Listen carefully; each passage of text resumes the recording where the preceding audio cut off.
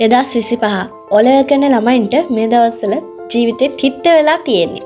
ඒ මොකද කිව්වොත් එයාලා මුල් කාලේ මහන්සි වෙලා වැඩ කරපු නැති නිසා. ඉතින් මම අද කියන්න යන්නේ ටිප්ස් 3කින් කොහොමද සති 2කින් එක්සෑම් එක කොට දාන්නේ කියලා.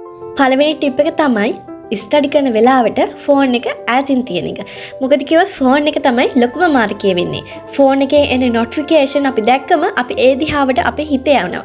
එතකොට පාඩම් කරන්න හිත යන්නේ නැහැ. ඒ නිසා අපි පාඩම් කරන වෙලාවට ෆෝන් එක චුට්ටක් ඈතින් තියන්න ඕනේ. ඉතින් මගේ දෙවෙනි ටිප් එක වෙන්නේ පොමඩෝරෝ ටෙක්නික් එක. ඔයා ගොඩක් වෙලාවට පාඩම් දිග වෙලාවක් පාඩම් කරන කෙනෙක් නම් ඔයාට මේ පොමඩෝරෝ ටෙක්නික් එක යූස් කරන්න පුළුවන්.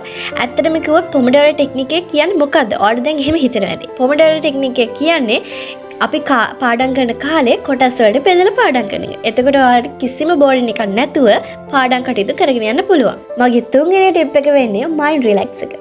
අපි ඕනම විභාගයකට යද්දී අපි මයින්ඩ් එක රිලැක්ස් වුණාම අපි කලින් පාඩම් කරපු දේවල් අපේ හිතට එන්න ගන්නවා. එතකොට අපිට විභාගෙ හොඳට ලියා ගන්න පුළුවන් වෙනවා. ඉතින් මං හිතනවා මේ ටිප්ස් 3 ඔයාලට ගොඩක් යූස්ෆුල් වෙයි කියලා ඔයාලගේ O level exam එක. So thank you for watching my video.